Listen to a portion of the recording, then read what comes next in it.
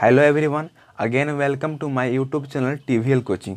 फिर से मेरे यूट्यूब चैनल टीवीएल कोचिंग में आपका बहुत बहुत स्वागत है। इस वीडियो में हम आईटीआई ट्रेड, इलेक्ट्रॉनिक मैकेनिक, आईसीटीएसएम और एमआरएससी मतलब तीनों का जो सिलेबस है लगभग सेम है।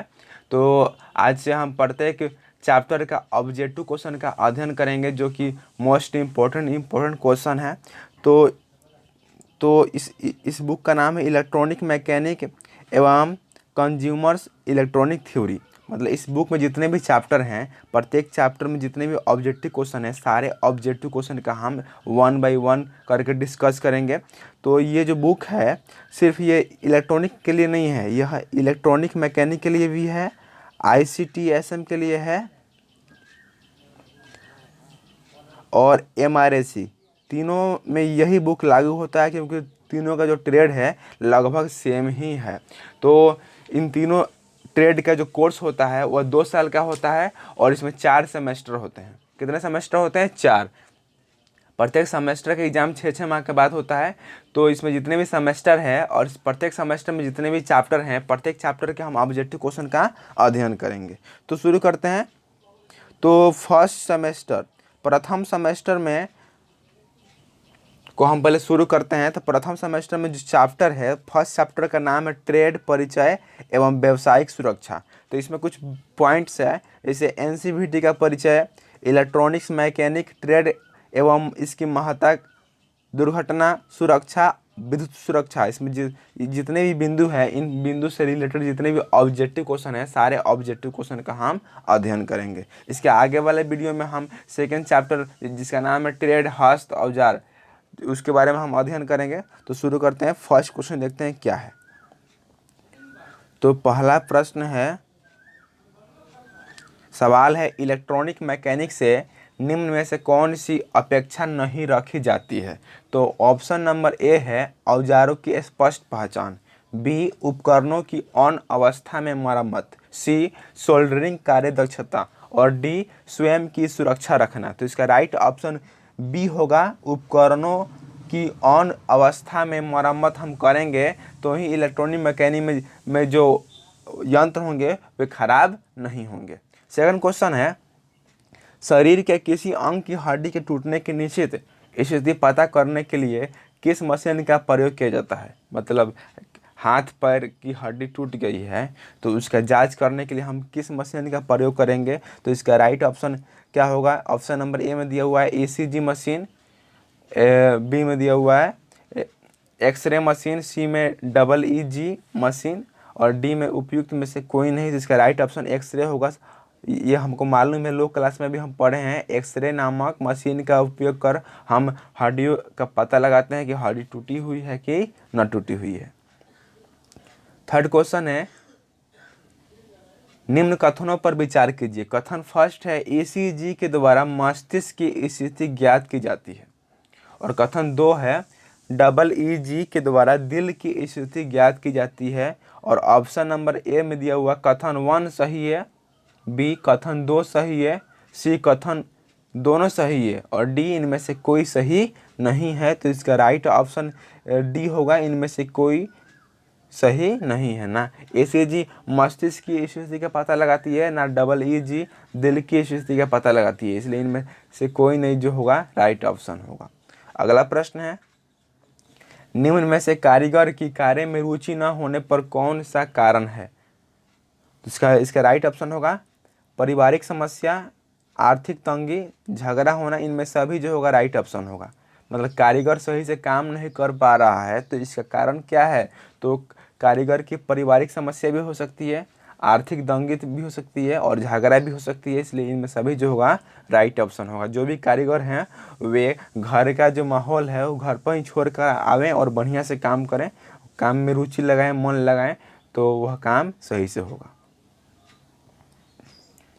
नेक्स्ट क्वेश्चन है, किसी भी कार्य को करते समय व्यक्ति को निम्न में से क्या नहीं करना चाहिए? ऑप्शन नंबर ए सफाई रखना, बी चलती मशीन को हाथ से रोकना, सी मशीन को स्थिर रखना और डी टूल कटाई के समय प्रकाश की उपयुक्त व्यवस्था करना। तो इसका राइट ऑप्शन होगा बी जो होगा राइट ऑप्शन होगा, क्योंकि चलती मशीन को हाथ से न रोकना चाहिए क्योंकि दुर्घटना हो सकती है। इसी तरह हम आगे बढ़ते हैं अगले प्रश्न की ओर। अगला प्रश्न है, टेबल पर कार्य करने वाले व्यक्ति के पैरों के नीचे डैश अवश्य बिछी होनी चाहिए। तो इसका राइट ऑप्शन होगा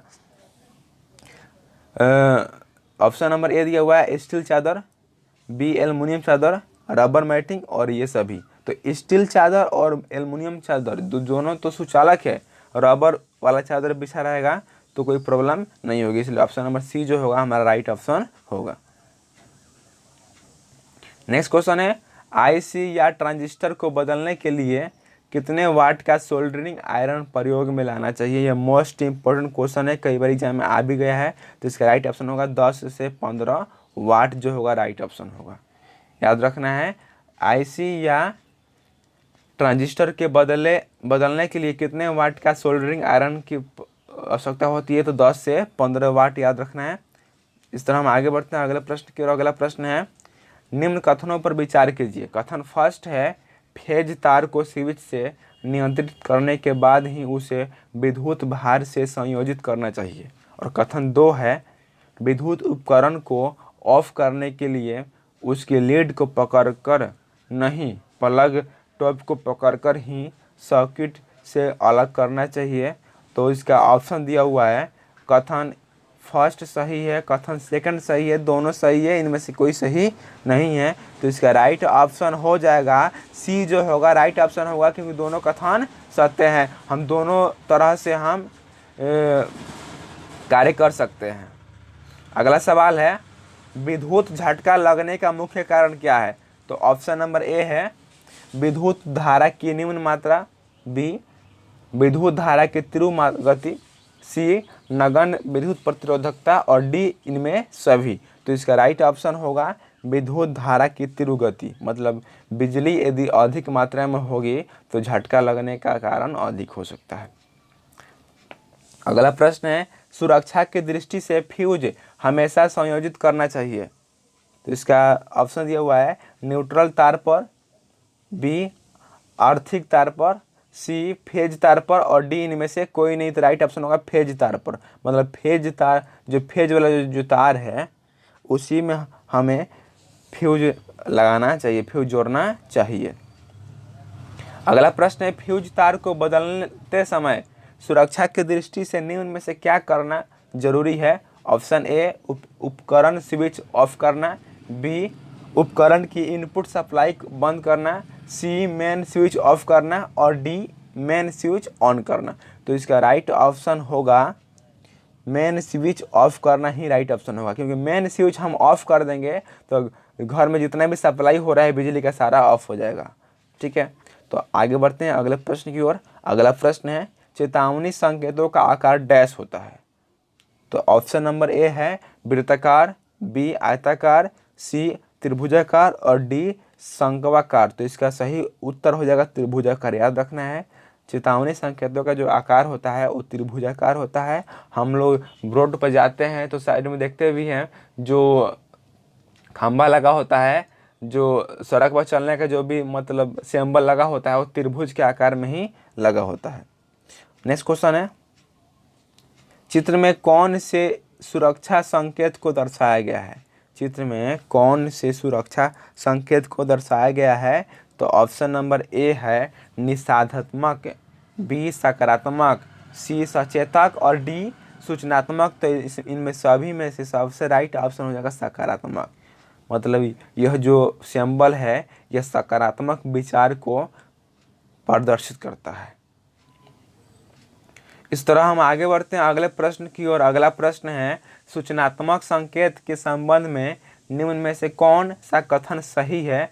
तो ऑप्शन ए है इनकी पृष्ठभूमि नीली होती है, बी इनकी आकृति वृत्ताकार होती है, सी इनकी पृष्ठभूमि हरी होती है और डी इनकी आकृति त्रिभुजाकार होती है। तो इन चारों में राइट ऑप्शन सी होगा, इनकी पृष्ठभूमि हरी होती है, यही राइट ऑप्शन होगा। याद रखना है, सूचनात्मक संकेत के संबंध में इनमें से कौन सा कथन सही है। तो इनमें से इनकी जो पृष्ठभूमि होती है हरी होती है, यही कथन सही है।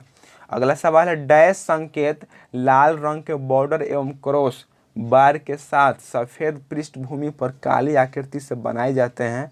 तो इसका ऑप्शन दिया हुआ निषेधात्मक, बी अनिवार्य, सी चेतावनी और डी सूचनात्मक। तो इन चारों में राइट ऑप्शन निषेधात्मक हो जाएगा, क्योंकि यह जो होता है मतलब रोकता है, क्या करता है, रोकता है। याद रखना है, लाल रंग के बॉर्डर जैसा क्रॉस जो होता है वह रोकता है, क्या करता है, रोकता है। जहाँ पे हैं वहीं रुक जाइए।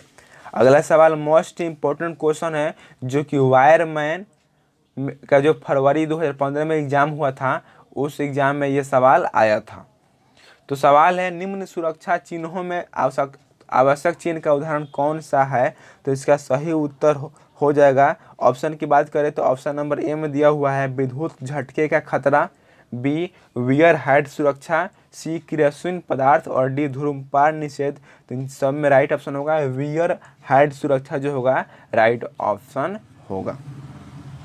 याद रखना है, इन सुरक्षा चिन्हों में आवश्यक चिन्ह का उदाहरण कौन सा है। तो वियर हेड सुरक्षा जो है आवश्यक चिन्ह का उदाहरण है। तो अगला प्रश्न भी है जो कि मोस्ट इम्पोर्टेंट है, यह भी वायरमैन फरवरी 2015 के एग्जाम में पूछ लिया होगा है। मतलब आप सोचते होंगे कि इलेक्ट्रॉनिक मैकेनिक, MRSC और ICTSM जो ट्रेड है, इसी का बुक का हम बुक क्वेश्चन बनाए हैं, इसमें वायरमैन का क्वेश्चन कहाँ से आ गया है। तो ये तो जो बुक है इलेक्ट्रॉनिक मैकेनिक का ही है, लेकिन कुछ पॉइंट्स ऐसे हैं जो सारे ट्रेड में मिलते हैं, तो इसलिए ये इसमें दिया हुआ है।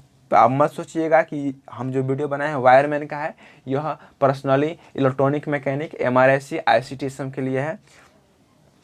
तो अगला प्रश्न है, निम्न में से कौन सा चिन्ह 4 से 15 वोल्ट का खतरा को इंगित करता है। याद रखना है, इनमें से कौन सा चिन्ह 4 से 15 वोल्ट का खतरा को इंगित करता है। तो ऑप्शन की बात करें तो ऑप्शन नंबर ए में दिया हुआ है निषेध चिन्ह, बी में सकारात्मक चिन्ह, सी में चेतावनी चिन्ह और डी में सूचना चिन्ह। तो इन चारों में सही उत्तर हो जाएगा सी जो होगा राइट ऑप्शन होगा, चेतावनी चिन्ह जो होगा हमारा राइट ऑप्शन होगा। याद रखना है, 4 से 15 वोल्ट का खतरा किसको इंगित करता है, चेतावनी चिन्ह को। मतलब उसको टच कीजिएगा तो प्रॉब्लम है, आपकी मृत्यु भी हो सकती है।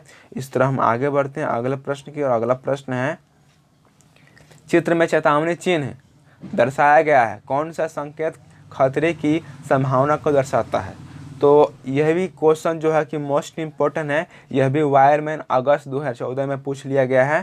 तो इनमें चारों में राइट ऑप्शन ए होगा, क्योंकि ए जो है यही चेतावनी को प्रदर्शित करता है। नेक्स्ट क्वेश्चन है, सर्वांग सुरक्षा पहनने के लिए कौन सा आवश्यक चिन्ह चित्र में प्रदर्शित करता है। तो ये भी ऑप्शन जो है, ये भी क्वेश्चन जो है मोस्ट इम्पोर्टेंट क्वेश्चन है, यह भी वायरमैन फरवरी 2014 में पूछ लिया गया है। तो इसका राइट ऑप्शन बी होगा, क्योंकि सर्वांग का मतलब क्या था, सुनना। तो सुनना, जिससे बहुत तेज आवाज़ निकल रही है, बहुत तेज साउंड निकल रही है और उससे हमको बचना है, तो हमको क्या करना चाहिए, कान में ईयरफोन लगाना चाहिए। तो यही ना ईयरफोन लगा हुआ है, तो इस बी नंबर जो होगा राइट ऑप्शन होगा।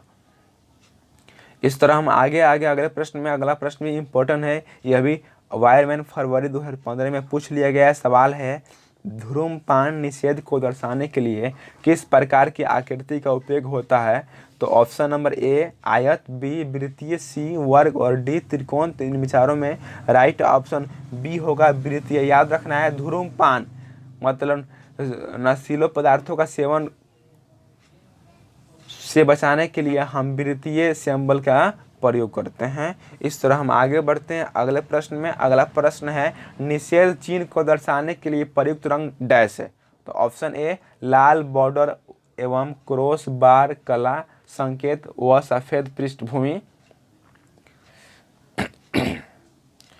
लाल बॉर्डर एवं क्रॉस बार, सी काला संकेत व सफेद पृष्ठभूमि, डी काला संकेत। इन चारों में राइट ऑप्शन होगा ए नंबर जो होगा राइट ऑप्शन होगा, लाल बॉर्डर एवं क्रॉस बार, काला संकेत एवं सफेद पृष्ठभूमि, यही इसका राइट ऑप्शन होगा।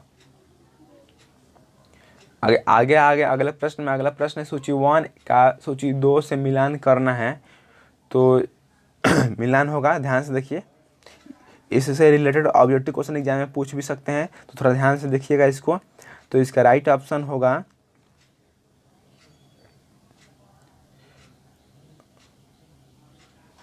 निषेधात्मक जो संकेत होते हैं, निषेधात्मक जो संकेत होते हैं वे सफ़ेद रंग को प्रदर्शित करते हैं और अनिवार्य जो संकेत होते हैं वे नीले रंग को संकेत करते हैं और संचेतक जो संकेत होते हैं वे पीले रंग को संकेत करते हैं और सूचनात्मक संकेत जो होते हैं वे हरे रंग को संकेत करते हैं। तो इन चारों में से ऑप्शन नंबर जो सी जो होगा हमारा राइट ऑप्शन होगा। याद रखना है निषेधात्मक संकेत का जो रंग होता है वो कैसा होता है, तो सफ़ेद, और अनिवार्य संकेत का जो रंग होता है वो कैसा होता है, नीला। सचेतक संकेत का जो कलर होता है वो कैसा होता है, पीला, और सूचनात्मक संकेत का जो कलर होता है वह कैसा होता है, हरा। तो इसको याद रखिएगा क्योंकि मोस्ट इंपोर्टेंट क्वेश्चन है, एग्जाम में पूछ भी सकते हैं। अगला सवाल है, नीचे प्रदर्शित संकेत का क्या अर्थ है। जो सिंबल दिया हुआ है इस सिंबल का अर्थ क्या है। ऑप्शन ए आग का खतरा, ऑप्शन बी विद्युत झटके का खतरा, ऑप्शन सी खतरे की सामान्य चेतावनी, ऑप्शन डी ओवरलोड भार। तो इन चारों में से सबसे राइट ऑप्शन होगा विद्युत झटके का खतरा। मतलब ऐसा सिंबल बना होगा तो वहाँ पर आपको न जाना है क्योंकि वहाँ पर विद्युत झटका लग सकता है आपको। इस तरह हम आगे बढ़ते हैं अगले प्रश्न की ओर। 24 और 25 दोनों क्वेश्चन जो है मोस्ट इम्पोर्टेंट क्वेश्चन है। वायरमैन फरवरी 2015 में दोनों सवाल पूछ लिए गए हैं। 24 नंबर सवाल है, निम्न में से कौन सा निषेध चिन्ह से संबंधित नहीं है। तो ऑप्शन की बात करें तो ऑप्शन नंबर ए में दिया हुआ है धूम्रपान एवं खुली आग, बी पैदल चलने के लिए मना करना, सी नेत्र सुरक्षा का प्रयोग करना, और लास्ट में दिया हुआ इनमें से कोई नहीं। तो सवाल है निम्न में से कौन सा निषेध चिन्ह से संबंधित नहीं है। तो इसका राइट ऑप्शन सी होगा, नेत्र सुरक्षा का प्रयोग करना, यही इसका राइट ऑप्शन होगा।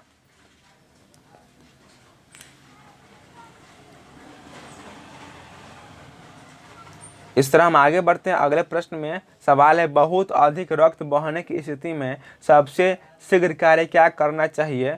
ऑप्शन ए जख्म पर दबाव लगाएं, बी जख्मी से सीधा संपर्क न करें, सी सख्ती से स्वच्छ पैर एवं बैंडेज लगाएं, डी जख्म पर ड्रेसिंग करें। तो इनमें सभी में चारों में सबसे अच्छा राइट ऑप्शन होगा जख्म पर दबाव लगाए, यही इसका राइट ऑप्शन होगा। मतलब उसको हम बढ़िया से दाब के बांध देंगे तो खून ज़्यादा ना निकलेगा। अगला प्रश्न भी इम्पोर्टेंट है, वायरमैन फरवरी 2015 में पूछ लिया गया है। सवाल है, जीवित लाइन के संपर्क में आए किसी व्यक्ति को बचाने के लिए आपका पहला कदम क्या होगा। तो ऑप्शन ए डॉक्टर को जल्दी बुलाएंगे, बी उसके हाथ को पकड़कर जीवित लाइन से उसे दूर खींचेंगे, सी जीवित लाइन से उसे अलग करेंगे, और डी उसे हॉस्पिटल भेजेंगे। तो इसका सही उत्तर होगा सी नंबर जो होगा सही उत्तर होगा, जीवित लाइन से उसे अलग करेंगे, यही इसका राइट ऑप्शन होगा। सारे प्रश्न जो होते हैं जितने भी इस चैप्टर के जितने भी क्वेश्चन है सब दिमागी क्वेश्चन है, दिमाग लगाना है, सब बन जाएगा। अगला प्रश्न है, यदि पीड़ित व्यक्ति के घाव से खून निकल रहा है तब आसुत जल में डैश का घोल बनाकर लगाना चाहिए। तो option A phenyl, B foam, C फिटकरी और डी तेल। तो इन चारों में राइट ऑप्शन सी होगा, फिटकरी राइट ऑप्शन होगा। मतलब जब व्यक्ति के खून आवश्यकता से अधिक खूब बह रहा है तो क्या करना चाहिए, आसुत जल में फिटकरी लगाकर लगाना चाहिए ताकि खून बंद हो जाए। अगला प्रश्न है, कृत्रिम श्वास देने की निम्न में से कौन सी विधि सबसे अच्छी है। तो ऑप्शन ए सिल्वेस्टर विधि, बी शेफर विधि, सी मुंह से हवा भरना, और डी इनमें से कोई नहीं। तो इसका राइट ऑप्शन सी होगा, मुंह से मुंह में हवा भरना ही यही इसका राइट ऑप्शन होगा। तो इस तरह हम आगे बढ़ते हैं अगले प्रश्न में। अगला प्रश्न है, निम्न में से किस विधि में पीड़ित को पीठ को के बल लिटाकर उसकी पीठ के नीचे तकिया लगाते हैं। सवाल है, इनमें से किस विधि में पीड़ित को पीठ के बल लिटाकर उसकी पीठ के नीचे तकिया लगाते हैं। तो ऑप्शन की बात करें तो ऑप्शन नंबर ए में दिया हुआ सिल्वेस्टर विधि में, बी सैफर विधि में, सी मुंह से मुंह में हवा भरना और डी उपयुक्त सभी। तो इसका राइट ऑप्शन होगा ए नंबर जो होगा राइट ऑप्शन होगा सिल्वेस्टर विधि के द्वारा हम व्यक्ति को, पेशेंट को पीठ के बल सुलाकर पीठ के नीचे तकिया लगाते हैं।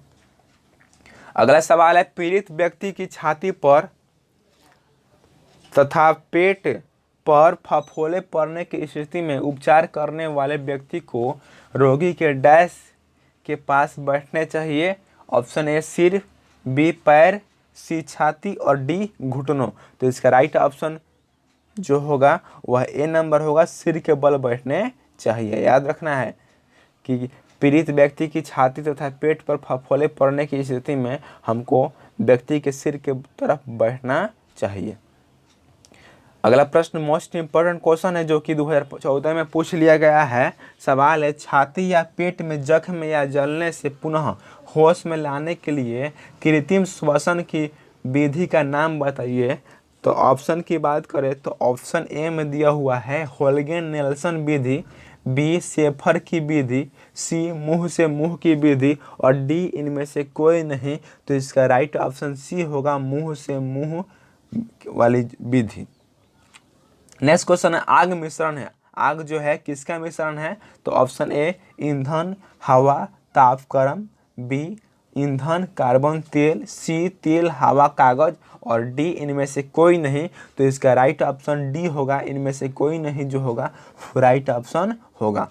इस तरह हम आगे बढ़ते हैं अगले प्रश्न की ओर। अगला प्रश्न है, श्रेणी बी अग्नि को बुझाने के लिए डैश का प्रयोग किया जाता है। तो ऑप्शन ए में दिया हुआ है झाग वाले यंत्र, बी गर्म जल, सी शीतल जल और डी शुष्क चूर्ण वाले यंत्र। तो इसका राइट ऑप्शन जो होगा वह होगा ए जो होगा राइट ऑप्शन होगा झाग वाले यंत्र का प्रयोग करते हैं हम आग को बुझाने के लिए। मतलब श्रेणी बी का जो आग लगता है उस आग को बुझाने के लिए हम झाग वाले यंत्र का प्रयोग करते हैं। याद रखिएगा, सवाल पूछ सकता है एग्जाम में।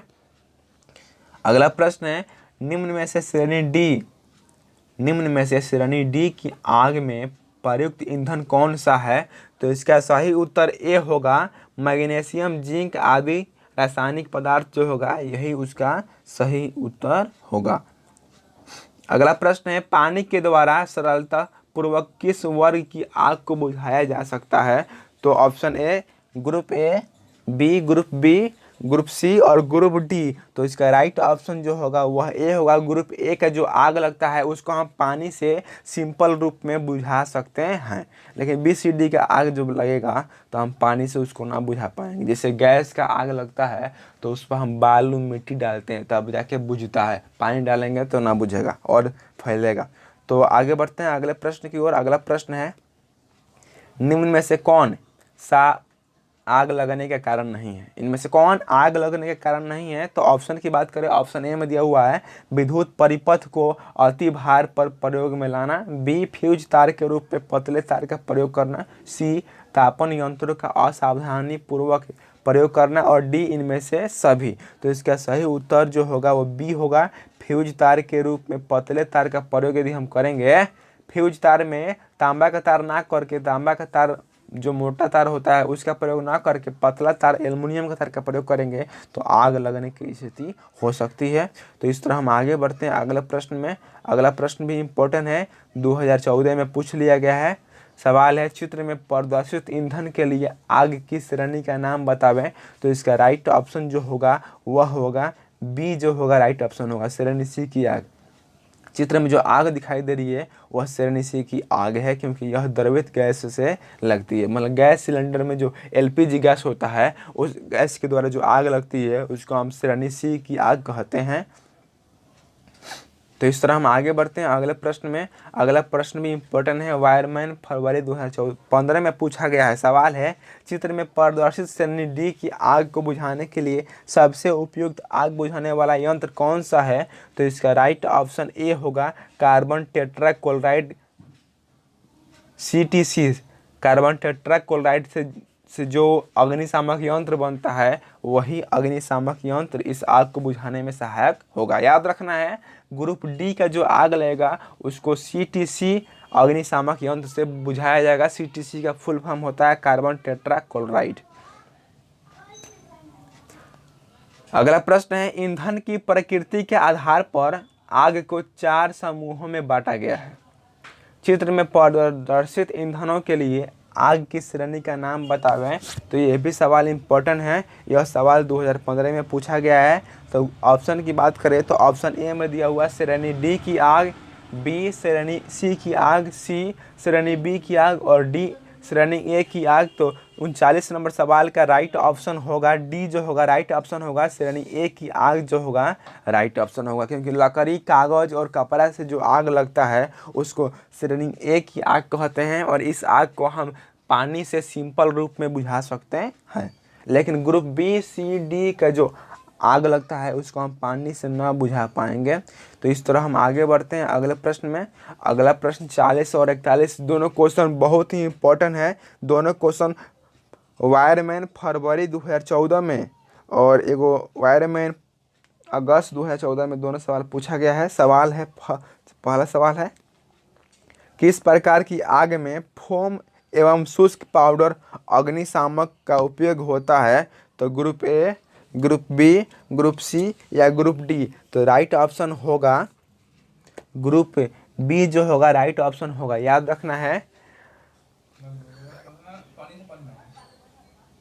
फोम एवं शुष्क पाउडर से जो आग लगता है, फोम एवं शुष्क पाउडर से जो आग लगता है उसको हम ग्रुप बी का आग कहते हैं। और इस ग्रुप बी का आग को बुझाने के लिए फोम एवं शुष्क पाउडर अग्निशामक का उपयोग करते हैं। अगला प्रश्न है, विद्युतीय उपकरण में लगी आग को बुझाने के लिए किस प्रकार के टाइप आग बुझाने वाला यंत्र का उपयोग होता है? सवाल है, बिजली उपकरण में जो आग लगती है उस आग को बुझाने के लिए किस टाइप का यंत्र का प्रयोग होता है? तो ऑप्शन की बात करें, ऑप्शन ए दिया हुआ है फोम टाइप, बी हाइलोन टाइप, सी जल से भरे हुए गैस कंट्रीज टाइप और लास्ट में दिया हुआ संग्रहित दाब वाटर फिल टाइप। तो चारों में राइट ऑप्शन होगा बी नंबर जो होगा राइट ऑप्शन होगा। याद रखना है, बिजली संबंधी जो आग लगती है उस आग को बुझाने के लिए हाइलोन टाइप अग्निशामक यंत्र का उपयोग होता है। तो इस तरह हम आगे बढ़ते हैं अगले प्रश्न में। अगला प्रश्न है जो कि मोस्ट इम्पोर्टेंट क्वेश्चन है, यह भी सवाल 2014 में पूछ लिया गया है। सवाल है, इनमें से कौन सा कथन सही है? तो कथन फर्स्ट में दिया हुआ है, लकड़ी, कागज आदि पदार्थों से लगी आग को ग्रुप ए में रखा गया है। कथन सेकंड, वर्ग ए की आग पानी से बुझाई जा सकती है। तो इनमें से कौन सा कथन सही है? तो ऑप्शन ए केवल फर्स्ट सही है, ऑप्शन बी केवल सेकंड सही है, ऑप्शन सी दोनों सही है, ऑप्शन डी इनमें से कोई सही नहीं है। तो ऑप्शन सी जो होगा राइट ऑप्शन होगा, इनमें दोनों सही है, क्योंकि लकड़ी, कागज और कपड़ा से जो आग लगती है उसको वर्ग ए का आग कहते हैं। और वर्ग ए के आग को बुझाने के लिए पानी की ही आवश्यकता पड़ती है, सिंपल से ये बुझ जाता है, इसलिए इन दोनों में से दोनों कथन सही होगा। अगला प्रश्न है, यह भी प्रश्न वायरमैन फरवरी 2015 में पूछ लिया गया है। सवाल है, विद्युत आधारित आग को बुझाने के लिए निम्न में से किस प्रकार के आग बुझाने वाले यंत्र का प्रयोग नहीं करना चाहिए? मतलब बिजली वाला जब आग लगेगा, हाँ, तो इनमें से किस अग्निशामक का हम प्रयोग ना करेंगे?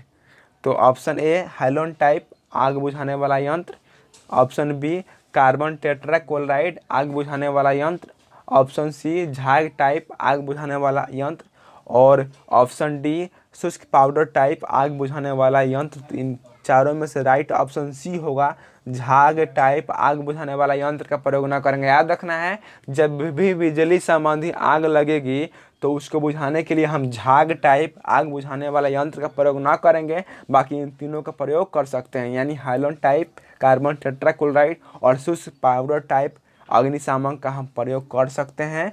झाग टाइप अग्निशामक का प्रयोग हम नहीं कर सकते हैं। इस तरह अगला प्रश्न है, एलपीजी गैस द्वारा लगी आग को बुझाने के लिए इनमें से कौन सा अग्निशामक यंत्र सबसे उपयुक्त माना जाएगा? तो ऑप्शन ए जल युक्त आग बुझाने वाला यंत्र, ऑप्शन बी शुष्क पाउडर युक्त आग बुझाने वाला यंत्र, ऑप्शन सी कार्बन डाइऑक्साइड आग बुझाने वाला यंत्र, और ऑप्शन डी इनमें सभी। तो इसका सही उत्तर होगा बी जो होगा सही उत्तर होगा। याद रखना है, एलपीजी गैस के द्वारा जो आग लगेगी तो इस आग को बुझाने के लिए शुष्क पाउडर युक्त अग्निशामक यंत्र का प्रयोग करना होगा। इस तरह इस चैप्टर का जो फर्स्ट चैप्टर था ट्रेड परिचय एवं व्यावसायिक सुरक्षा, इस चैप्टर का लास्ट क्वेश्चन है, सवाल है निम्नलिखित में से हाइलोन टाइप अग्नि बुझाने वाला यंत्र कौन सा है। तो ऑप्शन ए जल युक्त अग्नि बुझाने वाला यंत्र, ऑप्शन बी शुष्क पाउडर वाला अग्नि बुझाने वाला यंत्र, ऑप्शन सी सीटीसी वाला अग्नि बुझाने वाला यंत्र, और ऑप्शन डी इनमें सभी नहीं। तो इसका राइट ऑप्शन सी होगा, सीटीसी वाला अग्नि बुझाने वाला यंत्र जो होगा राइट ऑप्शन होगा। इस तरह हम अगले वाले वीडियो में मिलेंगे जिसका नाम है ट्रेड हस्त औजार, ट्रेड हैंड टूल्स। और 4 सेमेस्टर है, 4 सेमेस्टर में जितने भी चैप्टर है प्रत्येक चैप्टर का प्रत्येक ऑब्जेक्टिव क्वेश्चन का हम बारी बारी से डिस्कस करेंगे। तो मिलते हैं अगले वीडियो में, तब तक के लिए नमस्कार, जय हिंद, जय भारत।